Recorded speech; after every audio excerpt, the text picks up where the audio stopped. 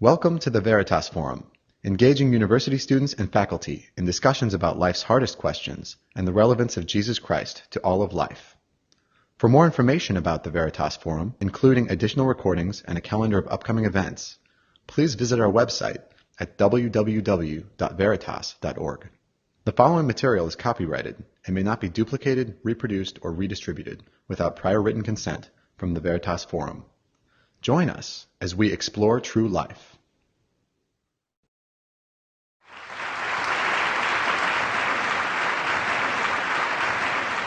Thank you very much. It's a delight to be with you this evening. This has been my first visit to Columbia University, and I've really enjoyed your beautiful campus as well as getting to know many of you.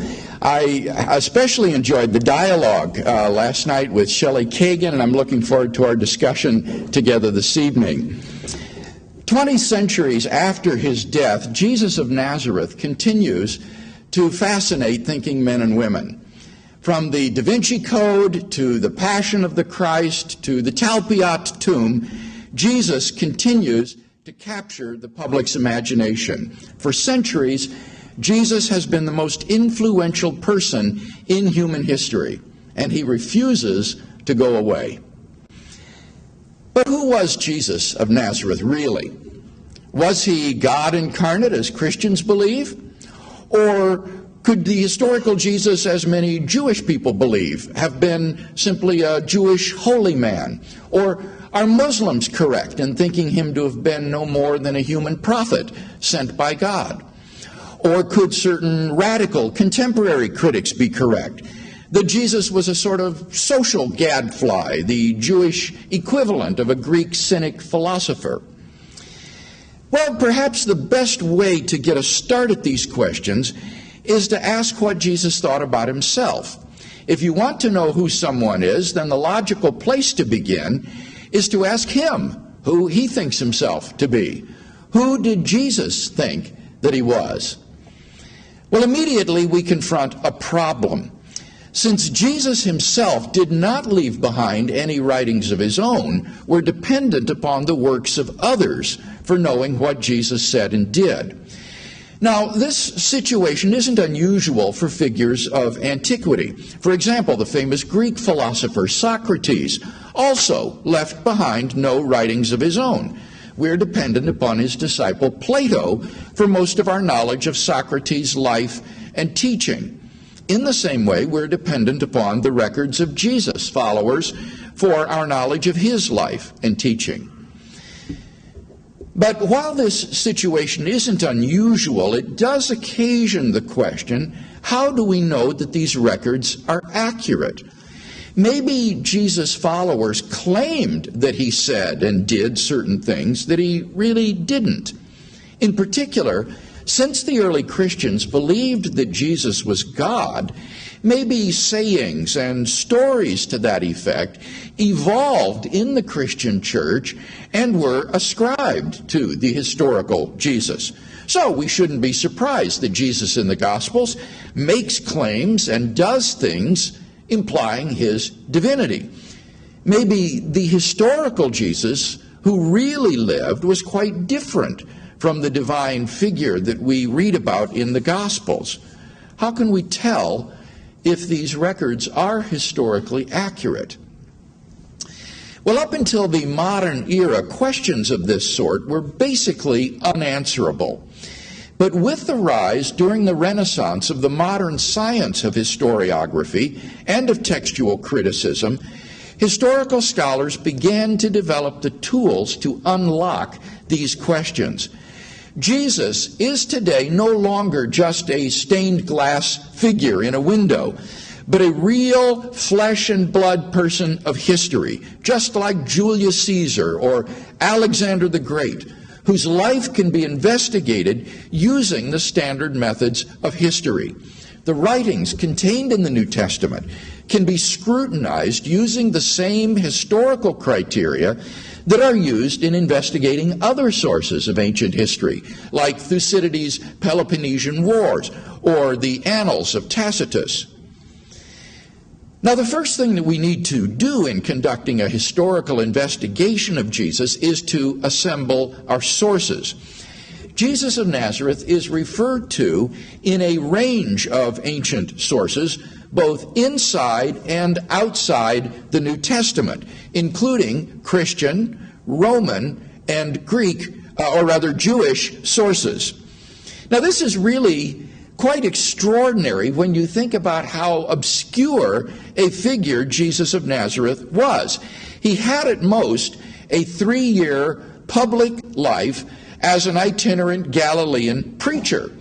And yet we have far more information about Jesus of Nazareth than we do for most major figures of antiquity. The most important of these historical sources have been collected into the New Testament. References to Jesus outside the New Testament tend to confirm what the Gospels say about him, but they really don't tell us anything new. And therefore, the focus of our investigation must be upon the documents contained in the New Testament. Now, I find that many students don't understand this procedure. They think that if you examine the New Testament writings themselves, rather than look at sources outside the New Testament, then somehow you're reasoning in a circle, using the Bible to prove the Bible.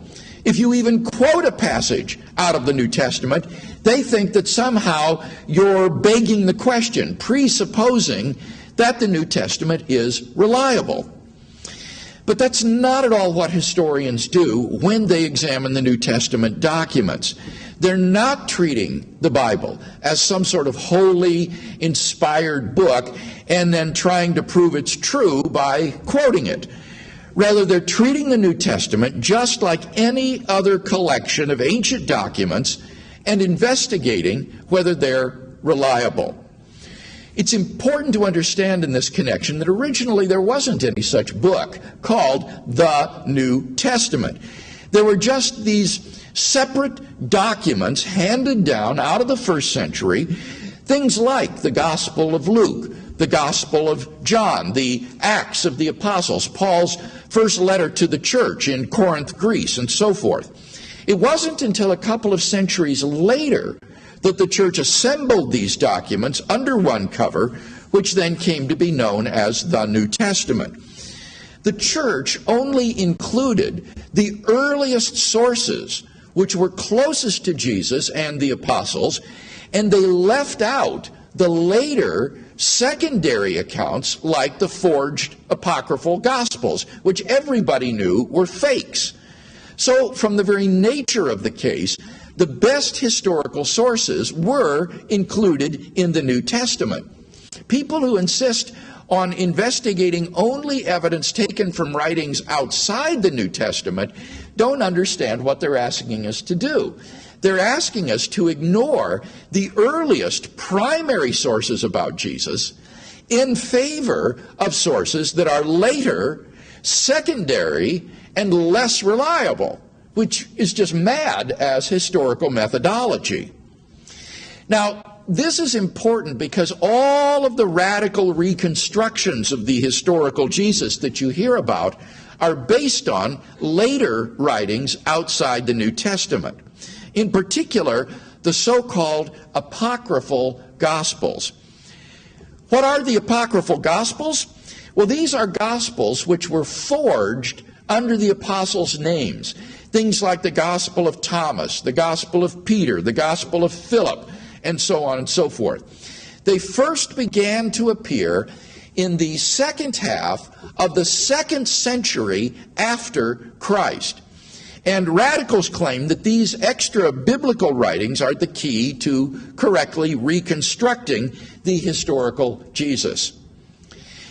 Professor Luke Johnson, who is a distinguished New Testament scholar at Emory University, points out that all of the recent spate of books claiming to uncover the real Jesus follow the same predictable pattern. It goes like this. 1. The book begins by trumpeting the scholarly credentials of the author and his prodigious research. 2. The author claims to offer some new and maybe even suppressed interpretation of who Jesus really was. 3, the truth about Jesus is said to be discovered by means of sources outside the New Testament, which enable us to read the Gospels in a new way, which is at odds with their face value meaning. 4, this new interpretation is provocative and maybe even titillating. For example, that Jesus was married to Mary Magdalene, or was the leader of a hallucinogenic cult, or was a Jewish cynic philosopher. And 5, it is implied that traditional Christian beliefs are therefore undermined and need to be revised.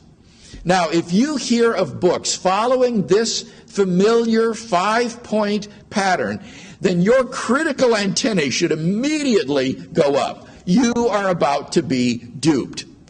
For the fact is that there is no document outside the New Testament which calls into question the portrait of Jesus painted in the Gospels. In the words of John Meyer, who is a prominent New Testament critic, the idea that the apocryphal Gospels offer us new information about Jesus is, and I quote, largely fantasy, end quote. The fact is that these writings are later derivative writings shaped by the theology of the 2nd century or even later, and that what this means, in the words of Professor Johnson, is that despite all of the hoopla in the media, the writings of the New Testament remain our best historical witnesses to the life of Jesus. So, try not to think of the New Testament as a single book. Imagine that it was never assembled. Try to think of it as what it originally was, just a bunch of separate documents written in the Greek language, handed down out of the 1st century, telling this remarkable story about Jesus of Nazareth. And the question is, how historically reliable are these documents? Here we confront the very crucial question of the burden of proof. Should we assume that the Gospels are reliable unless they are proven to be unreliable? Or should we assume that the Gospels are unreliable until they are proven to be reliable on some point? Are they innocent until proven guilty, or are they guilty until proven innocent? Skeptical scholars almost always assume that the Gospels are guilty until proven innocent. That is to say, they assume that the Gospel narratives are unreliable unless and until they can be proven to be reliable on some particular fact. And I'm not exaggerating here. This really is the approach of skeptical critics. I want to suggest, however, 5 reasons why I think it would be historically unjustified to simply assume that the Gospels are unreliable until proven to be correct. Number 1, there was insufficient time for legendary influences to expunge the hard core of historical facts. Sometimes students will say, well, how can you know anything that happened 2,000 years ago?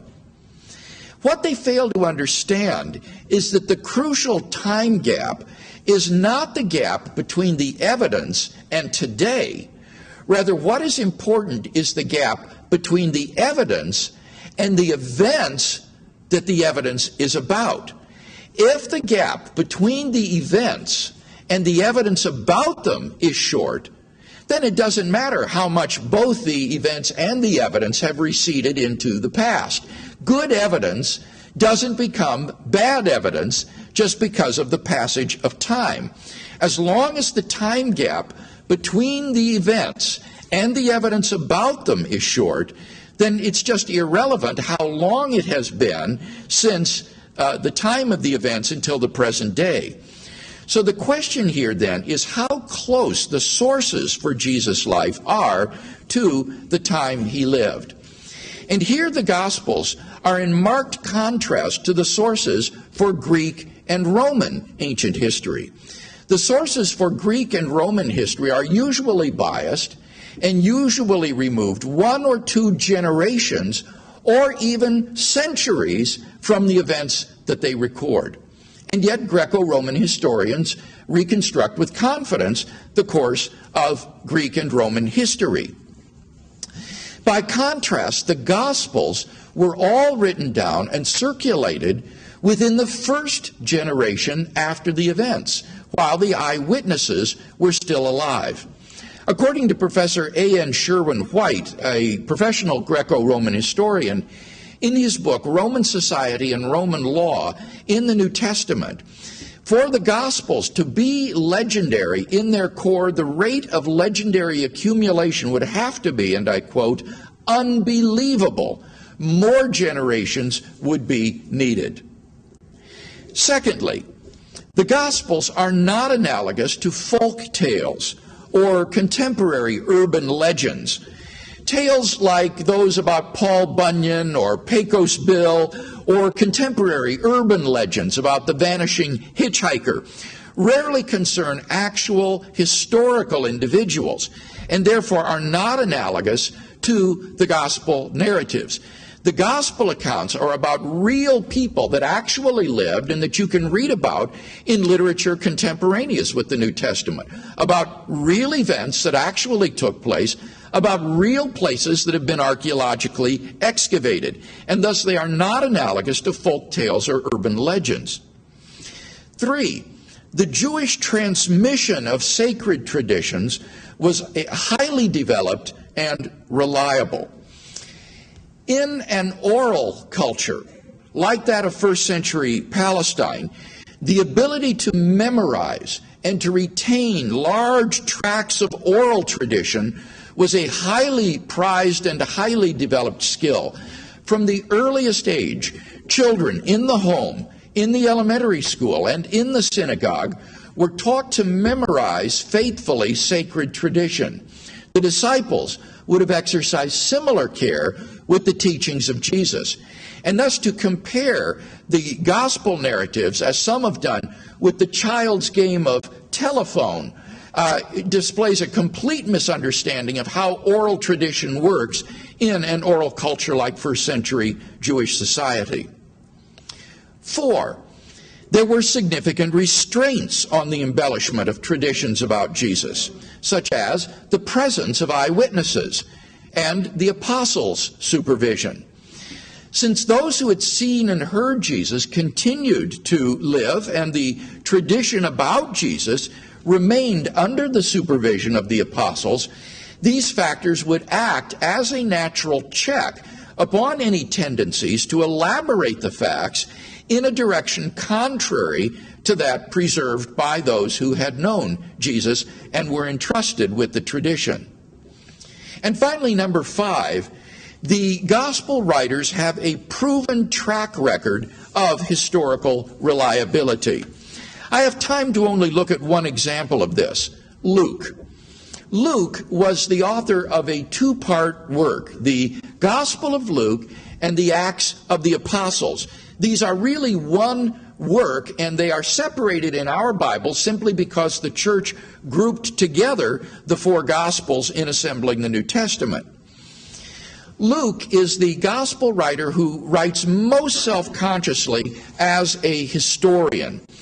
In the preface to his work, he writes as follows in his dedication to Theophilus.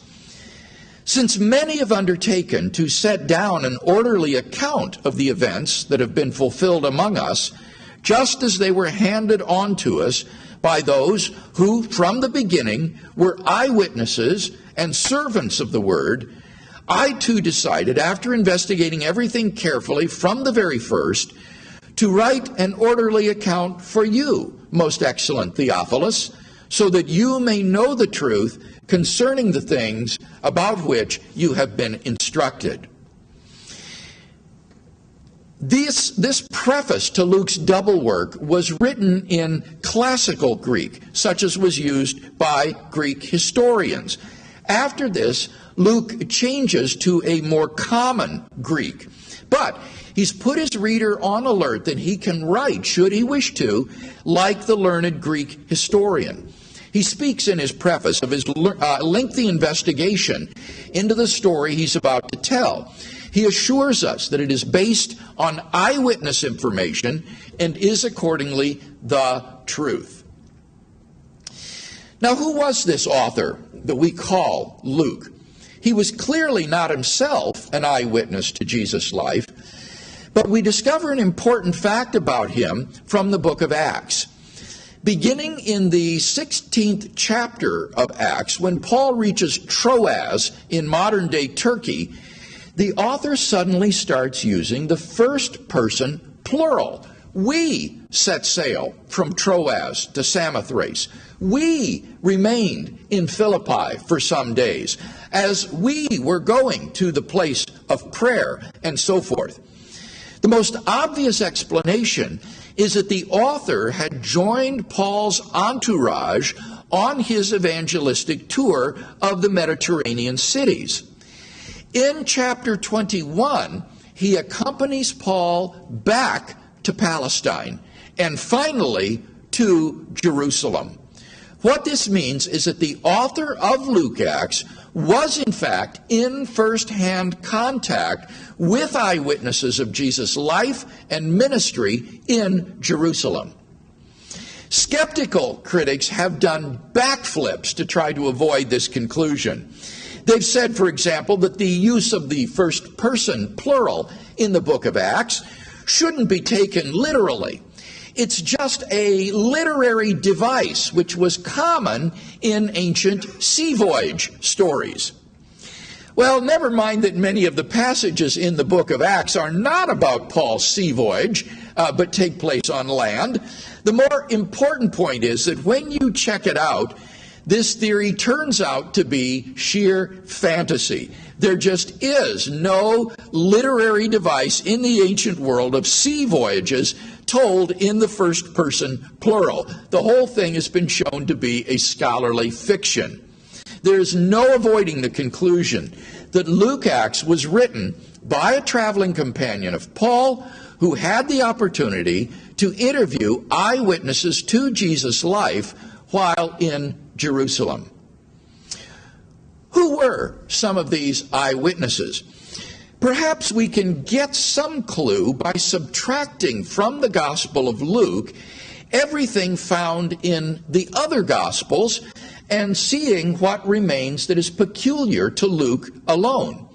When you do this, what you discover is that many of Luke's peculiar narratives are connected to women who followed Jesus. People like Joanna and Susanna, and significantly, Mary, Jesus' mother. Was the author reliable in getting his facts straight? The book of Acts enables us to answer that question decisively. You see, the book of Acts overlaps significantly with the secular history of the ancient world, and the historical accuracy of Acts is indisputable. This has recently been demonstrated anew by Colin Hemer, a classical scholar who turned to New Testament studies in his book, The Book of Acts in the Setting of Hellenistic History. Hemer goes through the book of Acts with a fine-toothed comb, pulling out a wealth of historical detail, ranging from what would have been common knowledge at that time down to details which only a local person would have known. Again and again and again, Luke's accuracy is demonstrated. From the sailings of the Alexandrian corn fleet out of Egypt to the coastal terrain of the Mediterranean islands to the peculiar titles of the local officials, which were shifting constantly, Luke gets it right. According to Professor Sherwin White, and I quote, "The confirmation of historicity in Acts is overwhelming. Any attempt to reject its historicity, even in matters of detail, must now appear absurd." End quote. The judgment of Sir William Ramsay, a world-famous archaeologist, still stands. He said, "Luke is a historian of the first rank. This author should be placed among the very greatest of historians. Given Luke's care and demonstrated reliability, as well as his contact with eyewitnesses within the first generation after the events, this author is trustworthy. So, on the basis of those 5 reasons that I listed, I personally think that we should assume that the Gospels are historically reliable in what they have to say about Jesus, unless they are proven to be mistaken. But in any case, at the very least, we cannot assume that they are wrong unless they are proven to be right. We should at least adopt a position of neutrality in approaching the gospel accounts. Now, by the very nature of the case, it will be impossible to say a whole lot more beyond this point to prove that certain stories in the Gospels are historically true. How could you prove, for example, the story of Jesus visiting Mary and Martha in Bethany? You just have here a story told by a reliable author in a position to know and no good reason to doubt the historicity of the story. There's not a whole lot more to be said. Nevertheless, for many of the key events of the Gospels, a great deal more can be said. And what I'd like to do now is to take some of the most important facets of Jesus in the Gospel and say a brief word about their historical credibility. Number 1, then, Jesus' radical self-concept as the unique Son of God.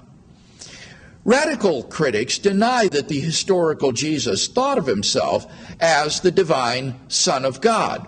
They say that after Jesus' death, the early church claimed that he had said such things, even though he really hadn't.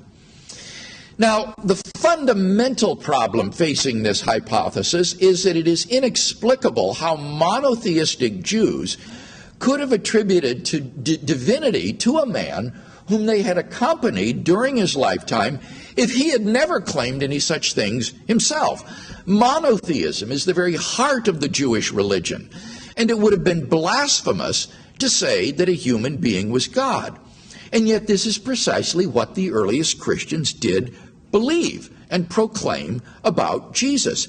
Such a claim must have been rooted in Jesus' own self-understanding and teaching. And in fact, the majority of scholars do believe that among the historically authentic words of Jesus are claims that reveal his divine self-understanding. Now, I could give a whole lecture on this point alone, but let me just focus on Jesus' self-concept of being the unique Son of God. Jesus' radical self-understanding as God's only Son is revealed, for example, in his parable of the wicked tenants of the vineyard in Mark chapter 12, verses 1 to 8. Even skeptical scholars admit the authenticity of this parable, that it was actually spoken by the historical Jesus. Now, in this parable, the owner of the vineyard sends servants to the tenants of the vineyard to collect its fruit. The vineyard symbolizes Israel. The owner is God. The tenants are the Jewish religious leaders, and the servants are the prophets sent by God. The tenants beat and reject the owner's servants. Finally, the owner says, "I have one left to send, my only beloved son. They will listen to my son."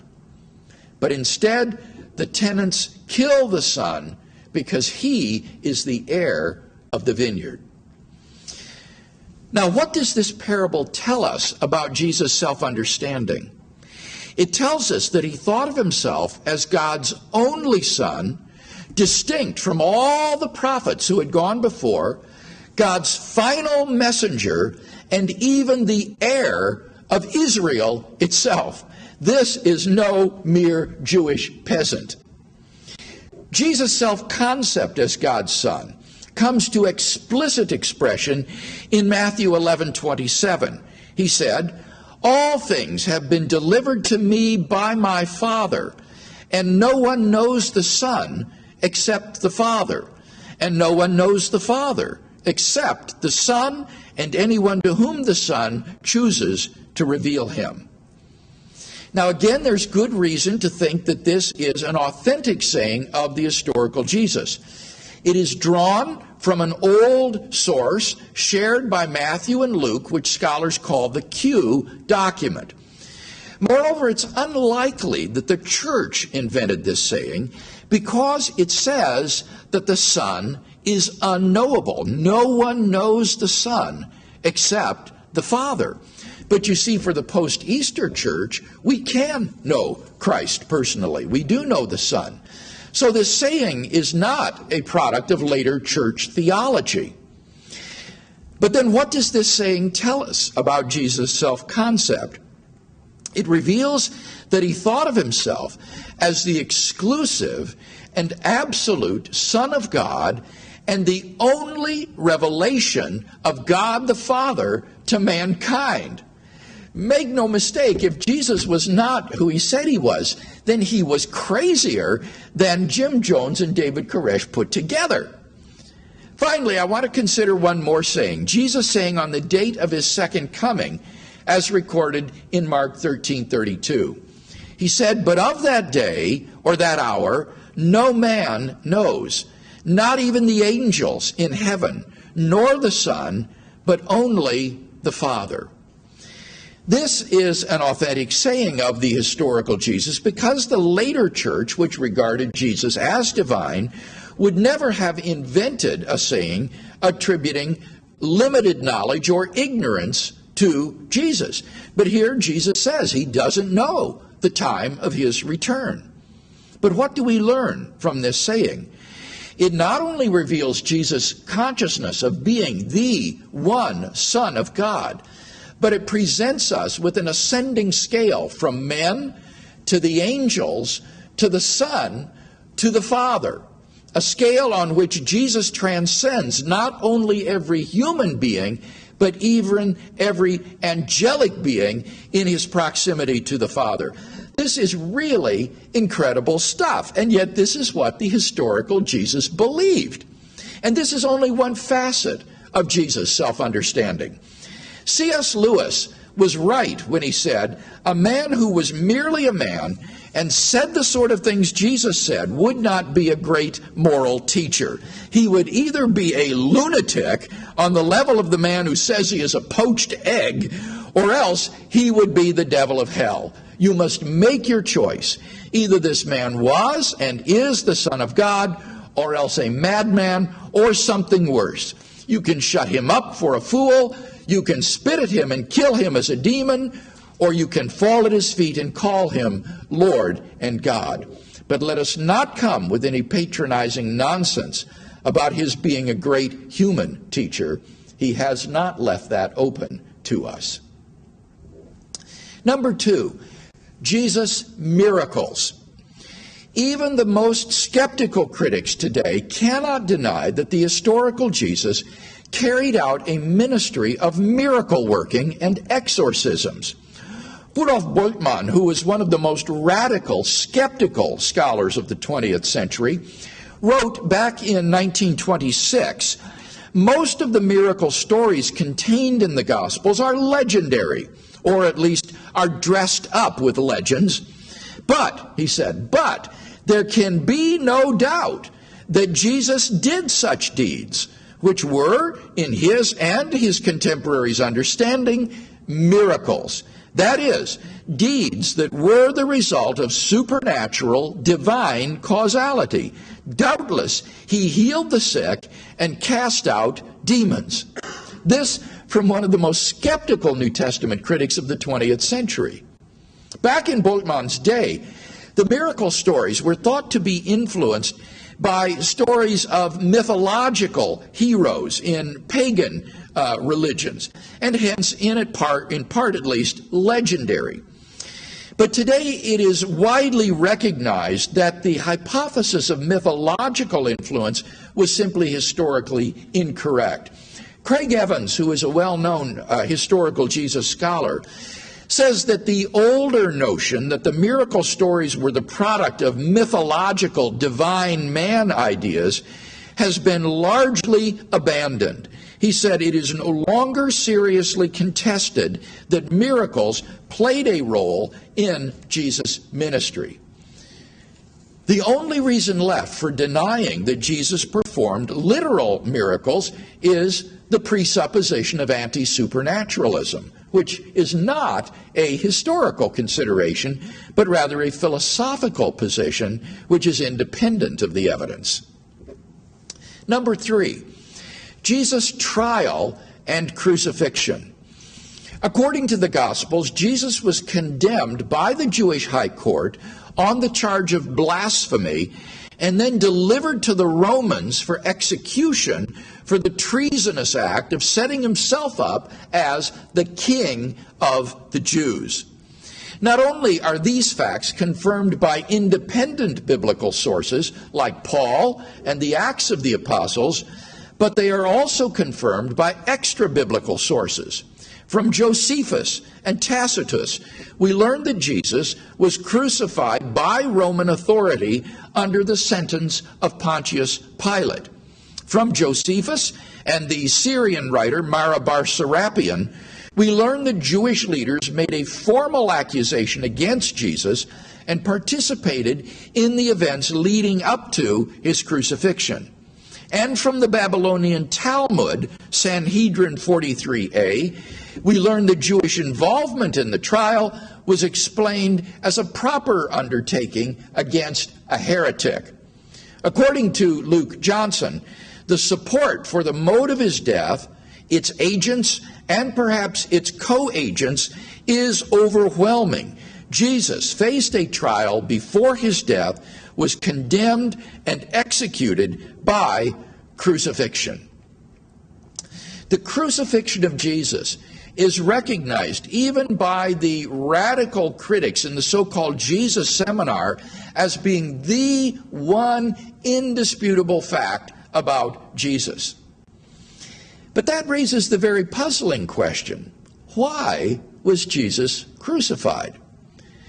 As we've seen, the evidence indicates that his crucifixion was instigated by his blasphemous claims, which to the Romans would come across as treasonous. That's why he was crucified, in the words of the plaque nailed to the cross above his head, as the King of the Jews. But if Jesus was just a peasant, cynic philosopher, just a liberal social gadfly, then his crucifixion becomes inexplicable.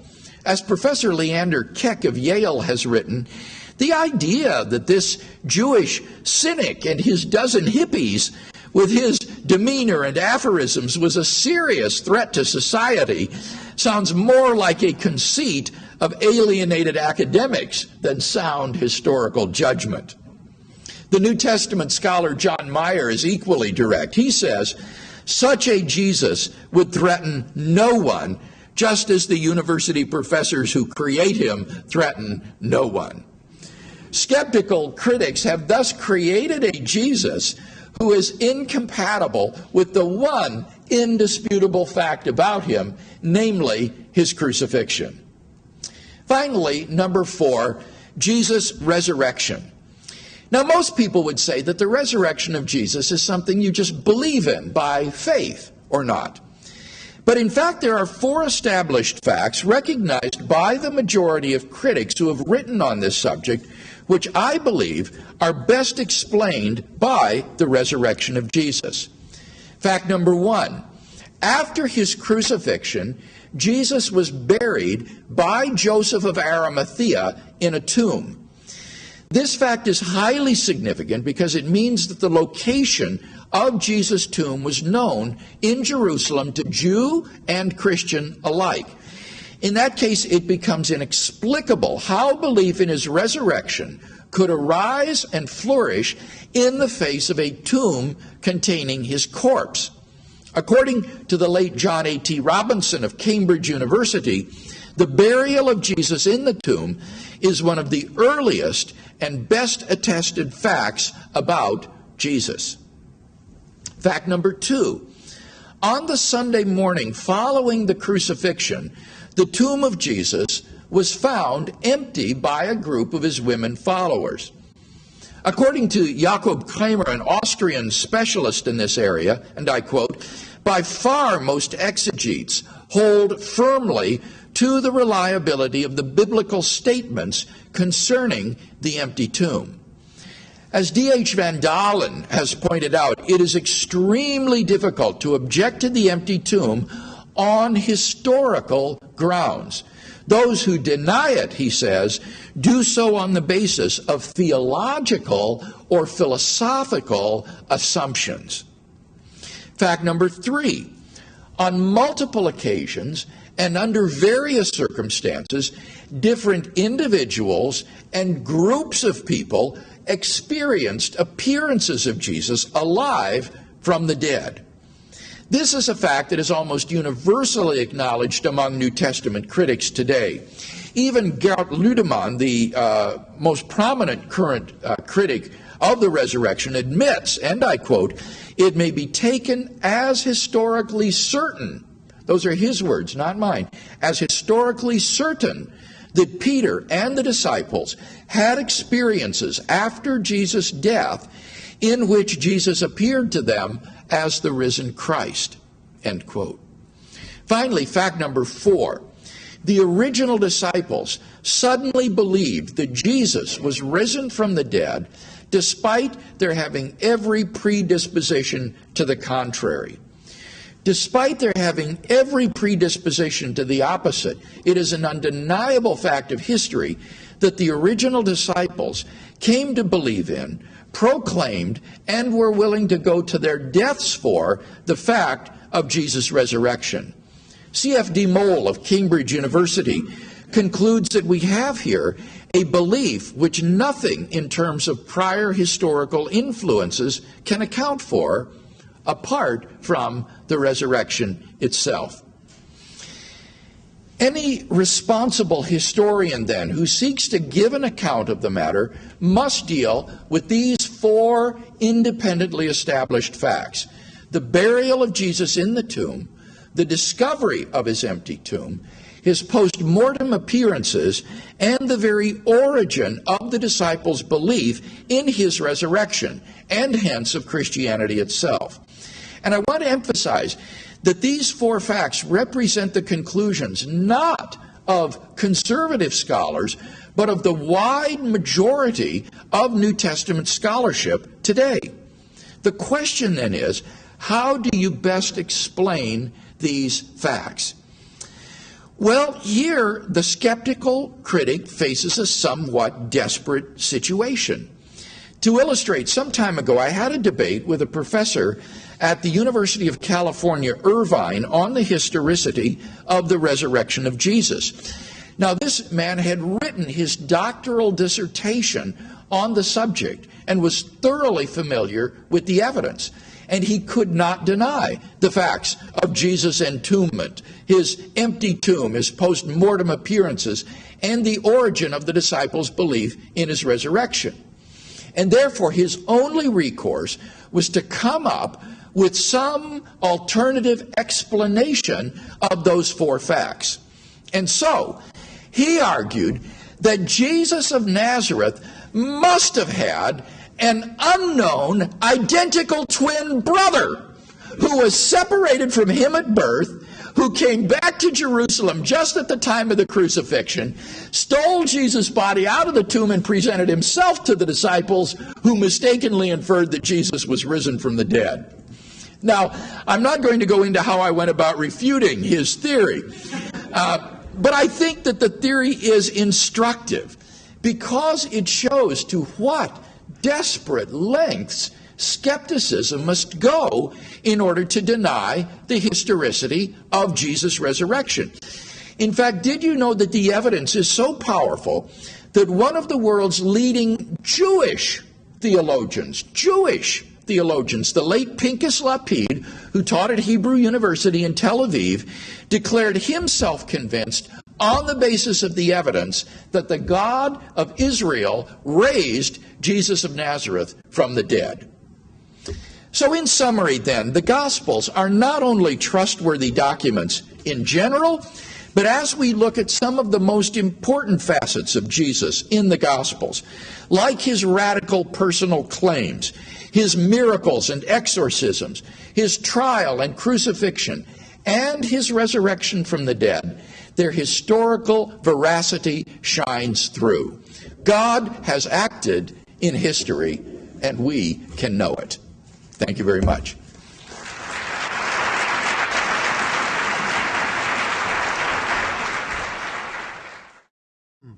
I have been asked to model a few questions, and then we'll bring 3x5 cards up here and continue to ask Dr. Craig questions related to his presentation. The questions that I'm modeling this evening really emerge from our core classes, and not only inside the classroom but outside the classroom as well. From our readings of the New Testament regarding the historical Jesus. Let us hope that these are the right questions, because the right question might provide half the answer. That would be nice. Today is Ash Wednesday. It is fitting to ask a relevant question. What does Genesis 3:19, "You are dust, and to dust you shall return," have to do with the historical Jesus and the resurrection?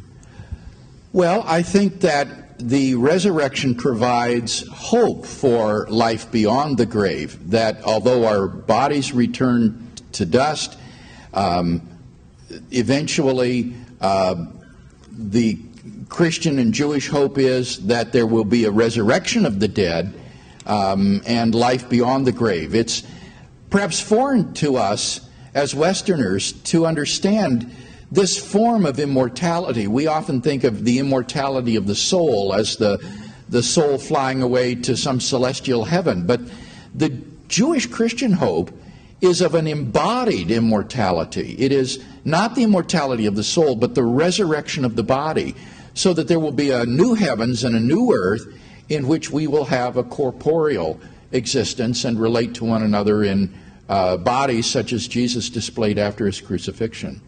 After his resurrection, I mean to say. Thank you.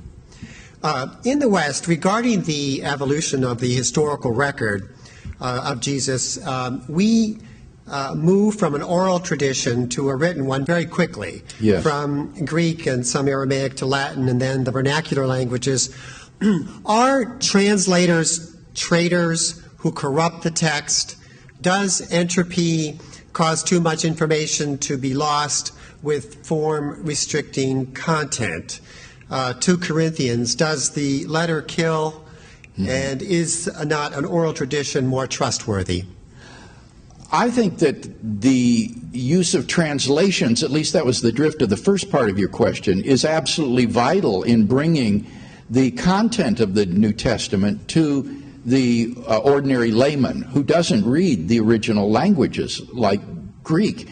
Fortunately, we have the text of the New Testament in the original Greek, so that for those who care to learn Greek, that person is not dependent upon translation. So we have the Greek text of the New Testament established to about 99% reliability. That is to say, there are only about 1,400 words out of the 138,000 words in the New Testament about which there's still some question. And those words are trivialities, like, for example, the difference in 1 John chapter 1 between saying, "We write this that our joy may be full." Some manuscripts say, "We write this that your joy may be full," so that no important doctrine hangs upon any of these textual variants.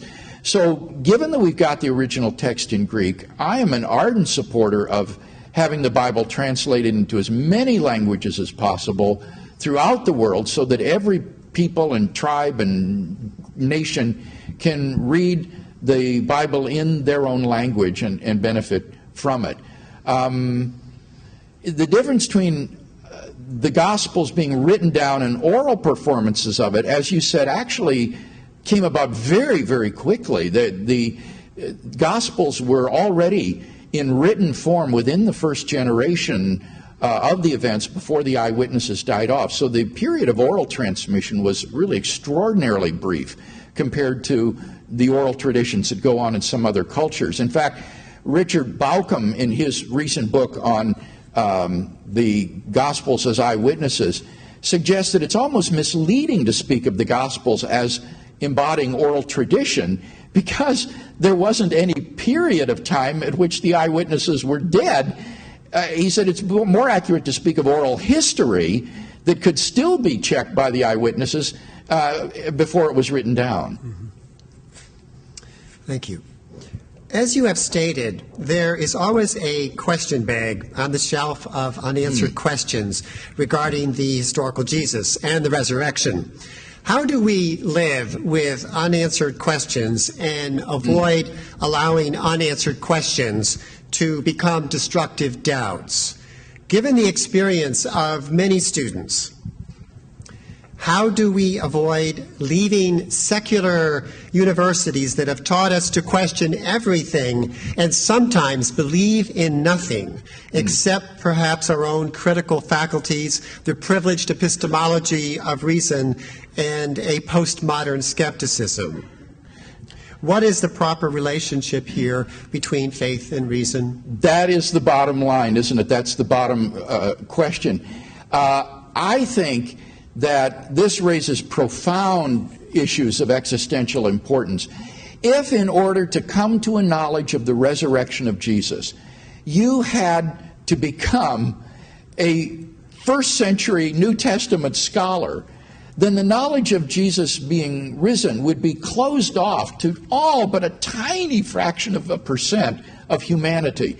The vast majority of the world's population do not have the education, the library resources, or the leisure time to conduct a historical investigation of the resurrection of Jesus, so that it would be impossible for them to come to a knowledge of his resurrection if we had only the historical avenue open to us.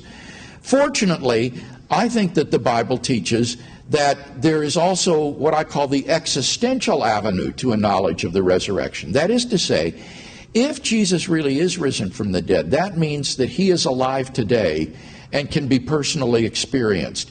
And the vast majority of the world's Christians who believe in Jesus' resurrection do so on the basis of their personal relationship with Christ. They know the living Lord because they have experienced him in their lives. And I think that this is a perfectly rational and acceptable means for coming to a knowledge of the resurrection.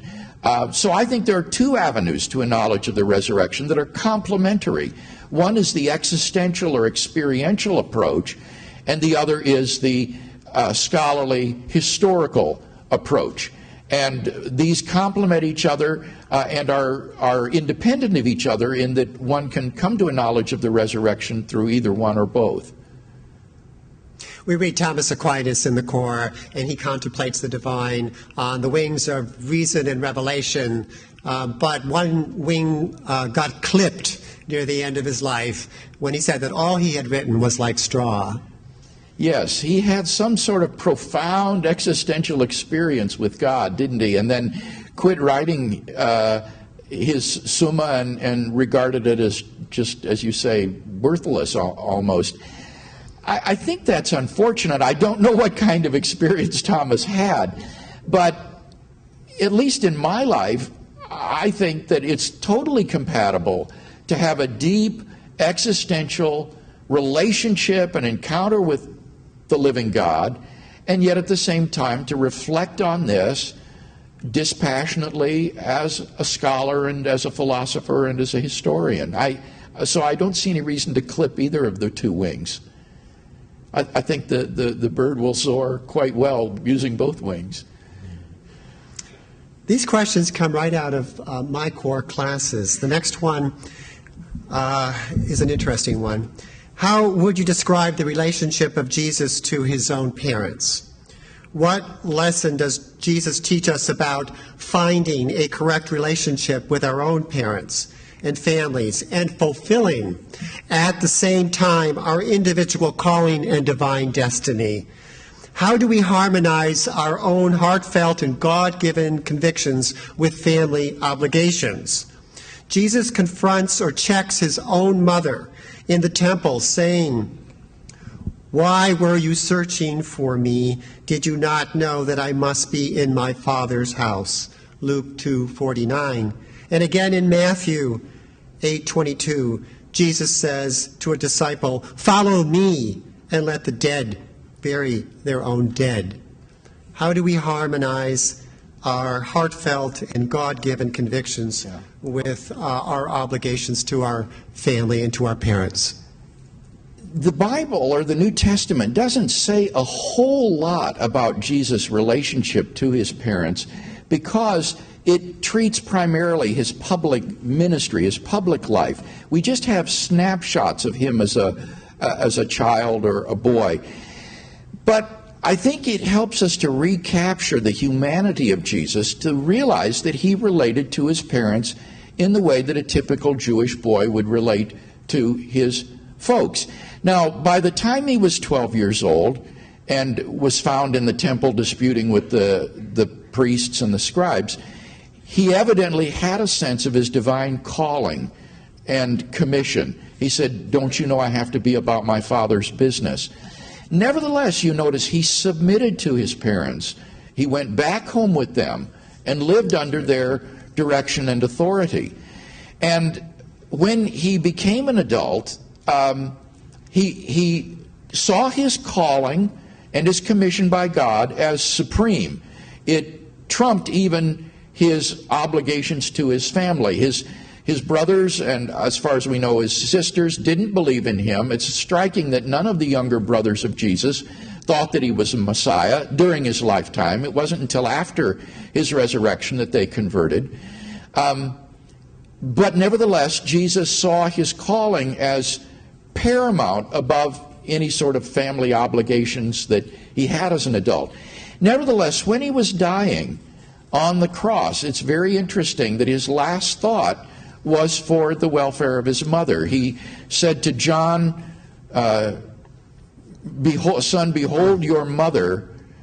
Woman, behold your son." And entrusted Mary, who may by that time have been a widow, because we hear nothing more about Joseph after the infancy narratives. He cares for his mother and entrusts her into the care of John, his disciple. And then Mary later does appear in the book of Acts among the group of disciples in the upper room. So Jesus was still discharging the son's duties to care for his mother, but nevertheless did see, as you said, the calling to follow God's claim upon his life as paramount and trumping every other human obligation. And I think that we need to think in those similar categories. We need to ask ourselves, what has God called me to do in these 70-odd years that he's given me on this planet? What does he want me to do? That ought to be our number one question in life in terms of what mission he's given us to fulfill. And then to recognize that if our parents were to, say, oppose that the commission by God would even trump their prohibitions. For example, if you felt God was calling you to be, say, a missionary or a minister, and your parents wanted you to be a Wall Street broker or a lawyer, I think you would need to follow what you think God is calling you to do. But as long as one is a minor, I think one needs to still be in submission to one's parents in the way that Jesus was. It's as an adult that then you are no longer under their tutelage and may have to simply say, I believe God has a higher calling for me. As an adult, this is the biggest challenge that any one of us will ever face in life, to my mind and to my heart. This is a midterm question that I will reveal now, since this is midterm week. How would you describe or characterize the voice of Jesus in the Gospels? Why does Jesus frequently speak in parables, aphorisms of reversal, and in the tone of the Sermon on the Mount, which is very different from the tone of the Ten Commandments in Deuteronomy and Exodus? I think that Jesus deliberately concealed the truth from persons that he felt had hearts who were hardened and would not be receptive to it. he said that he gave the parables so that people who did not understand would continue not to understand. Those who were spiritually blinded and insensitive wouldn't perceive his message. But for those who were spiritually inquisitive and were seeking for God, these parables and aphorisms would serve as sort of brain teasers that would entice them to think about the kingdom of God and the nature of God's kingdom that Jesus heralded and the type of person that Jesus was claiming to be. So his message was veiled. It was opaque to those who were dulled and opposed to him, but it was open enough that those who really sought to find the truth would be provoked by it, and I think would find the core to the mystery. The next question actually comes from the cards that are coming up here, and it's also a question that I had. It deals with the concept of justice, a major theme in contemporary civilization. In a side chapel of Notre Dame in Paris is a stone panel of Christ, Son of Man, with a sharp two-edged sword coming from his mouth, Revelation 1:16. Can we view this incredible image of Jesus Christ with a sword of righteousness as a clear message that there will be no final peace without justice? How can we begin to bring this important message into our lives right now? No peace without justice. Well, I can appreciate that why people would want to lend a political interpretation to that image and that passage, but I have to say in all candor that I think as it was originally written in the first century, that wasn't what was being conveyed at all. They lived in an incredibly unjust military dictatorship, and this image is found in an apocalyptic form of writing. This is a type of Jewish writing that envisions the kingdom of God and the judgment of God coming into human history, in which the enemies of God will be finally vanquished, the dead will be raised, people will be judged, and then folks will go into their final deserts. And so this image of the Son of Man as the judge is one that really comes out of Daniel chapter 7, where Daniel sees this divine human figure who looks like a son of man, like a human being, and he comes before God, the Ancient of Days, and it says that all authority is given to him so that every nation and tribe should worship and serve him. So this is really an image about the supremacy of Christ and the establishment of his kingdom and his judgment over the whole world. Jesus regarded himself as the Son of Man. I talked about his self-understanding as the Son of God, but one could also talk about Jesus' self-understanding as the Son of Man. And he thought of himself as this figure prophesied in the 7th chapter of Daniel. And at his trial before the Sanhedrin, it was when the high priest said to him, "Are you the Messiah, the Son of the Blessed?" And Jesus responded, "I am, and hereafter you will see the Son of Man seated at the right hand of power and coming with the clouds of glory," in judgment that they condemned him for blasphemy. So this image isn't really about political activism or no peace without justice or anything of that sort. What it's about is the end of the world and the establishment of God's kingdom and reign, when every sin will be done away with and injustice will be abolished and righteousness will be rewarded. But this isn't going to happen in this lifetime. This is something that happens when human history has been rolled up and brought to a conclusion. The next question deals with love. Does Jesus teach us that love conquers all things, that the heart extends further than the mind, that the longest journey for each of us is from the head to the heart, and that the opposite of death is love? Well, I can't think of anywhere where he teaches those things. Again, those are lovely sentiments, but I can't think of any passages where Jesus teaches that sort of thing. He doesn't teach that the opposite of death is love. I mean, on the contrary, we can love things that then die, and we ourselves die. What Jesus taught was that the opposite of death is resurrection. He said, I am the resurrection and the life. He who believes in me, though he die, yet shall he live.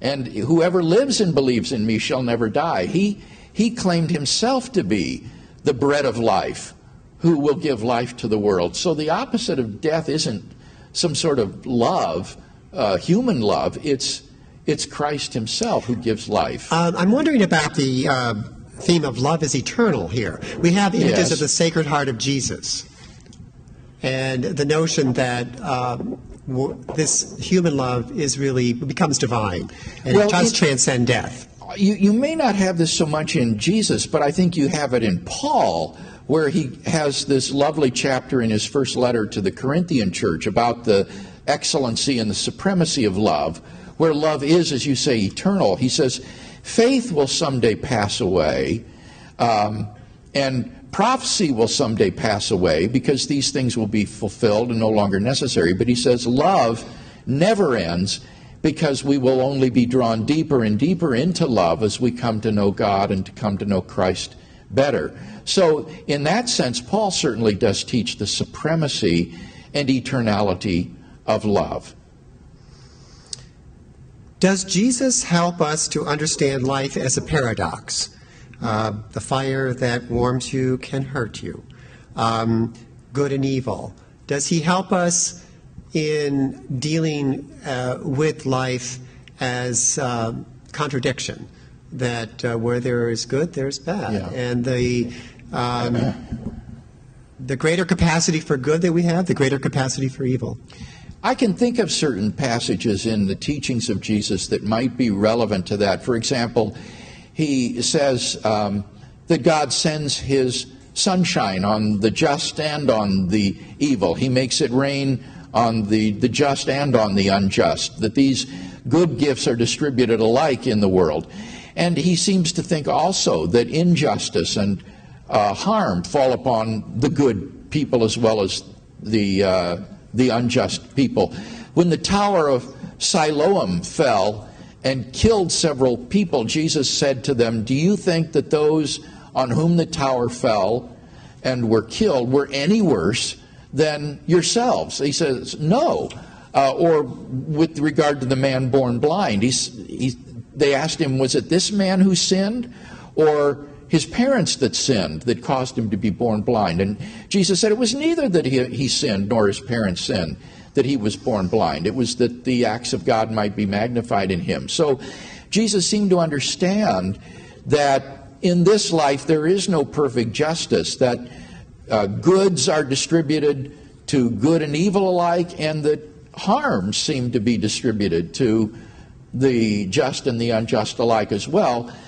He had the parable where he said, too, that the weeds will grow with the wheat until finally the judgment day at the end of history, and then God will separate the grain, the wheat, from the chaff or from the weeds. So I do see in those sayings of Jesus something of what the questioner, I think, is asking, the kind of paradoxical mixture of good and evil that we have in this existence, where in this world there is no perfect justice, and the scales of God's justice will not be balanced until the end of human history and the judgment of God. A lot of questions coming up about the resurrection. Good. What are we to make of the Christian tenet that a transcendent and omnipotent God became flesh, became a human being in the person of Jesus? If we believe in the transcendence and omnipotence of God, then the resurrection, a return to transcendence, which we might call God's natural state, should not be surprising. What should challenge us, excuse me, what should challenge us is the belief that God descended to the status of humanity at all. Would you agree with this observation? Does it have any value? It's the coming down, not so much the going back. Well, I think that there's a point that he's making, but I think on the other hand, this student, the question embodies a profound misunderstanding of the doctrine of the Incarnation. The doctrine of the Incarnation is not the doctrine that God somehow turned himself into a human being. That notion is much more akin to the metamorphoses of Greek pagan mythology, where Zeus turns himself into a swan or turns himself into a bull or some such thing. The Christian doctrine of the Incarnation is not that God turned himself into a human being and thereby ceased to be God. Rather, it is that in addition to his divine nature that he has had from eternity, the second person of the Trinity took on an additional nature, namely a human nature, so that Christ had two natures, human and divine, so that he was both fully human or truly human and truly divine. It wasn't a kind of metamorphosis of one into the other. He was truly human and truly divine simultaneously. And the resurrection and ascension do not represent the abandonment of his human nature. On the contrary, the doctrine of the resurrection is the most startling and remarkable affirmation of the value of the human body that I think I can possibly imagine. It says that the Incarnation was not merely a temporary status that the second person of the Trinity assumed for 30 years here on earth and then sloughed off. Rather, in the resurrection and ascension, Christ takes his human nature into eternity. So this is a tremendous affirmation of the value of materiality, of corporeality, and of humanity, that the second person of the Trinity is permanently incarnated in a human nature. So we mustn't think of the resurrection and ascension as a return to this blissful state of pure divinity, as though his human nature is no longer valuable and is sloughed off and left behind. Having said that, however, I think the student is certainly right in emphasizing that the act of taking on our humanity is an incredible act of condescension on God's part, that he would leave the glory and majesty that he enjoyed with God the Father and stoop so low as to take on our humanity and experience the fatigue and the sufferings and the anxiety and finally death itself that our human nature is prone to, thus fully identifying with our humanity. So this is an amazing God that we Christians worship, one who humbles himself and condescends to take on this form of a servant in this remarkable way. Thank you. A number of cards here deal with Jesus as teacher and comparing Jesus to Buddha or Socrates. Are there many paths but one truth, or does Jesus represent a higher path to the truth? This, I think, is probably the burning theological question of our day, this question of religious pluralism. Are there many ways to salvation, to God? Now, I think the answer is both yes and no. In one sense, the question is no, in that I think the New Testament is very clear that it is only through Christ's atoning death that forgiveness and salvation is obtainable for human beings. Given the universality of sin and the uniqueness of Christ's sacrificial atoning death, it follows necessarily that there is no salvation outside of Christ, because he is the only person who has died a sacrificial death on our behalf to pay for the penalty for our sin. So in that sense, the apostles proclaimed there is no other name under heaven given among men by which we must be saved. And that was the name of Jesus. On the other hand, it's undoubtedly true that before Jesus came, people in Old Testament times experienced God's salvation. They had never heard of Christ, and yet they obviously knew God. Think of people like Moses and David and Abraham in the Old Testament. How were they saved? Well, I think what we would want to say is that they were saved only through the atoning death of Christ, even though they had no conscious knowledge of Christ.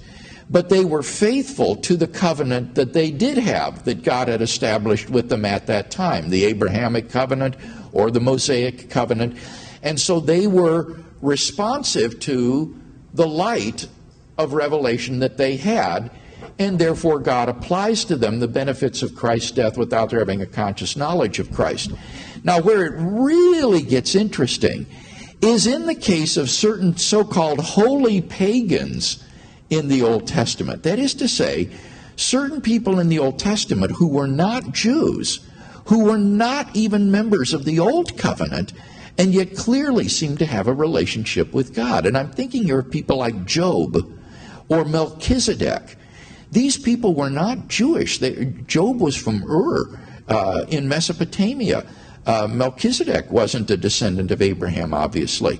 And yet, clearly, God says, my righteous servant Job, and Job is commended as clearly knowing God.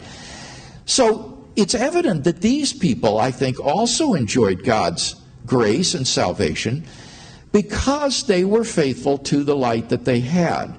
And so it would seem that there would be a salvation available to these people if they respond to the light that God has given them. And then God will apply to them the saving benefits of Christ's death, even though they don't have a conscious knowledge of Christ. Now, where this really gets interesting is this. Could there be today modern-day Jobs or Melchizedeks living, say, in the hinterlands of Xinjiang, China, or in Kyrgyzstan, who have never heard the gospel of Christ, but are responsive to the light of nature and conscience that God has given them. In Romans 1 and 2, Paul says that what can be known about God is plain to all persons everywhere because it's revealed in creation and in conscience. And it's possible that persons who have never heard the gospel could be saved through the benefits of Christ's death without a conscious knowledge of Christ if they respond in an appropriate way to God's general revelation in nature and conscience. And by that I do not mean that they would be such righteous and good persons that God would save them. Quite the contrary. I'm thinking of someone who looks up at the stars at night and the intricacy of nature around him and senses all of this is made by the Great Spirit, a creator. He looks into his own heart and senses the moral law of the Creator written there, that he should love all men and treat them as his brothers. But he also senses how desperately short he falls of this moral law, that he is guilty and needs forgiveness, and therefore, in desperation, flings himself for mercy upon this unknown God. And I'm suggesting that it may be that a person like that could have the benefits of Christ's death applied to him, though he has no conscious knowledge of Christ. Now, are there very many people like this? God knows. I think as you read the book of Romans, you have to say that there is little ground for optimism that very many people do access salvation that way. What Paul says in Romans 1 and 2 is that people do not respond to his general revelation in nature and conscience. Instead, they worship and serve creatures rather than the Creator, and they flout God's moral law and throw themselves into moral degeneracy. So that Romans 1 gives little hope that very many would access salvation this way. But maybe there'll be some, maybe there'll be a few. I would love it if Aristotle were in heaven, for example, through a method like this. I don't know, but one can hope. That, on the chapel here on campus, I was shown the other day, the inscription from Acts 17 above the altar. What you ignorantly worship, him I proclaim to you. And that was from Paul in Athens when he saw the altar to the unknown God. He says, this is really Christ. And he preached Christ in his resurrection to those Athenians. So I think that someone who hasn't had the benefit of God's full revelation of the gospel, but who is responsive to God's general revelation in nature and conscience, will respond to the gospel if he hears it. He will sense this is the truth about this God that I've been worshiping in an ignorant way, and will respond to it and affirm it. But if he never gets the opportunity in this life to hear the gospel, then it may well be the case that God will apply to him the benefits of Christ's death without him having a conscious knowledge of Christ. Thank you. Speaking of inscriptions, we'll begin an inscription project this spring, recording all the inscriptions on the buildings here at Columbia to see how that compares with the Columbia University of today. Interesting. Very. What is the relationship? What is the relationship of knowledge to self-knowledge for Jesus? This comes right out of your presentation tonight. In Mark 13:32, regarding the second coming, Jesus admits that he does not know the time of his return. This passage in Mark seems to ascribe limited knowledge to Jesus. Right. Does Jesus teach us how to live with limited knowledge of our own self-knowledge and destiny? Well, I think he shares that condition with us. I think one of the failings of contemporary Christianity is to really affirm and appreciate the humanity of Jesus. I think very many of us have the idea that Jesus is basically kind of like Superman dressed up as Clark Kent. But he's not really a human being. He really hasn't taken on our full humanity. And that's not what the church fathers thought, or what the New Testament affirms. It affirms that Jesus had a fully human experience, and that would mean limited knowledge that grew as he grew older. We shouldn't think of the baby Jesus lying in the manger contemplating the infinitesimal calculus or Newton's physics. Rather, he had a typical infant consciousness like a normal baby. And the New Testament says that as he grew in wisdom and in stature. And it says that he learned moral perfection through what he suffered. And in his lifetime, Jesus asks questions. He exhibits limited knowledge, for example, of the date of his second coming. And I feel quite confident that if you had asked Jesus a question about quantum mechanics or auto mechanics, he wouldn't have known the answer to that question, at least in his conscious waking life. So I think that we want to affirm that Jesus knew all of the limitations, cognitive and physical, that go with the human condition. Now, does that mean that Jesus was not omniscient? Well, no. I think what that means is that we ascribe properties to Jesus with respect to his divine or human nature. With respect to his divine nature, he was omniscient and omnipotent. With respect to his human nature, he was limited in knowledge and limited in power. Now, how can you put this together in the same package? Well, what I've suggested in my own work on the incarnation in the book Philosophical Foundations for a Christian Worldview, that it may be helpful to distinguish between levels of consciousness within the person of Jesus. Modern psychoanalysis has shown that there is vastly more to a human personality than just the waking veneer of consciousness. There is a deep subliminal containing springs of behavior that we may not even be aware of.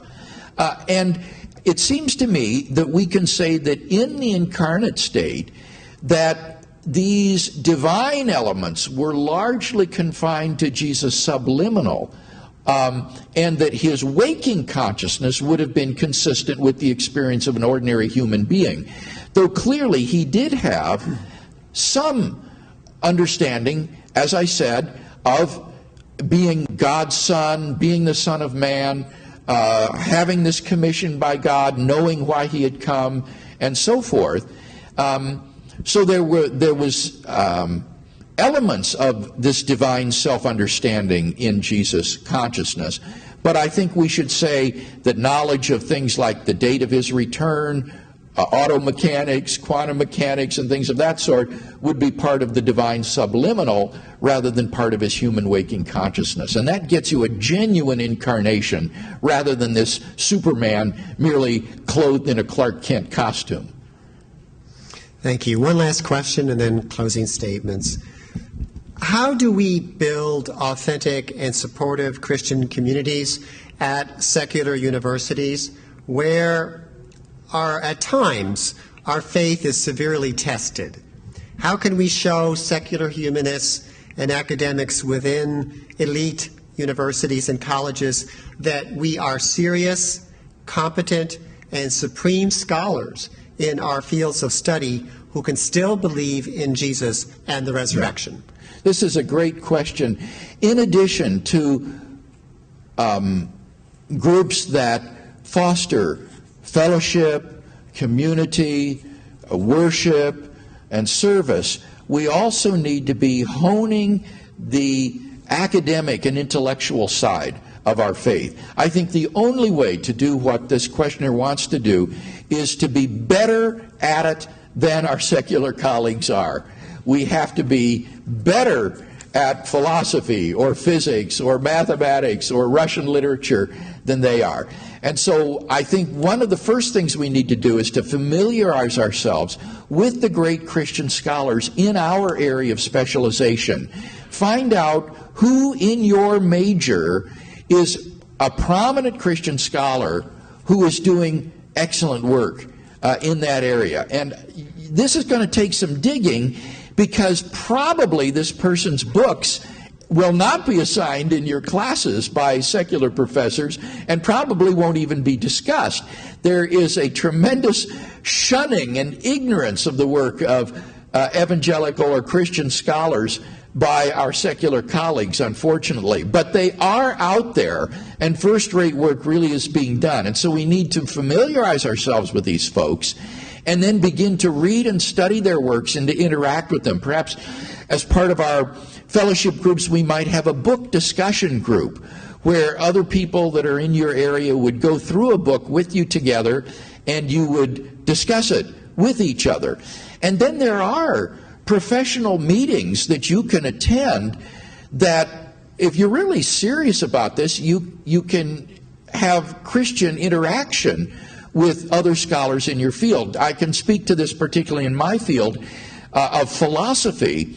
There are things like the Society of Christian Philosophers and the Evangelical Philosophical Society and the American Catholic Philosophical Association. Those are three Christian professional societies in philosophy that are all from a Christian point of view. And they all have national meetings every year that you can attend, listen to papers, interact with top scholars in your field on these kinds of issues. And it's just a wonderful growing experience, plus great networking for the future if you do want to go into that field and eventually get a job there. And I know there are groups like this in the sciences, and I imagine in other fields as well. And so one ought to familiarize oneself, I think, with those kinds of meetings and perhaps try to attend one once a year. So those would be some of the things I think that a person can do to begin to hone the mind in such a way as to critically interact with what you're getting in your classes. I would say one last piece of advice in this regard, and that would be to always treat your secular professors, no matter how hostile they are, with the utmost respect that should be accorded to them in their position. You should never be flippant or rude with one of your professors, even if he or she should be uncharitable toward you as a Christian. You need to respect that person because of the position that he occupies. And I think that you should see your primary duty as a Christian student under this professor not to refute what he is saying, about Christianity. That's not your job. Your job is to learn from that professor as much as you possibly can. And so you put yourself under that person's tutelage and learn everything that he has to teach you in a humble spirit, rather than thinking that you've been placed there to upstage him and refute him and show him what is really the truth. That's not your role as an undergraduate. Leave that for those who are older and more competent in the field than yourself. Your goal now ought to be simply to learn as much as you can and to ask probing questions of the professor that would get at why he believes this. What argument would you offer for this? What are your grounds for saying this? Those kinds of probing questions, I think, are the best sort of way that you can interact with a secular professor who's coming at things from a non-Christian point of view. Would you like to make a closing statement? Then I'll make a penultimate closing statement. Well, I think that actually was a rather nice closing statement from me, advice on how to interact with professors, so I think I'll leave it at that. Thank you, Dr. Craig, for your high intellect.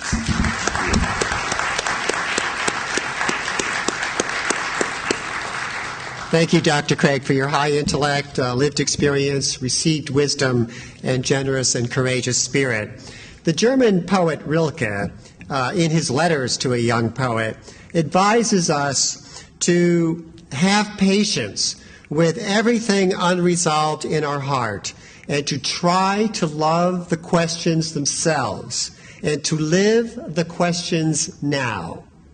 Then someday, far in the future, we shall live our way into the answer. Thank you.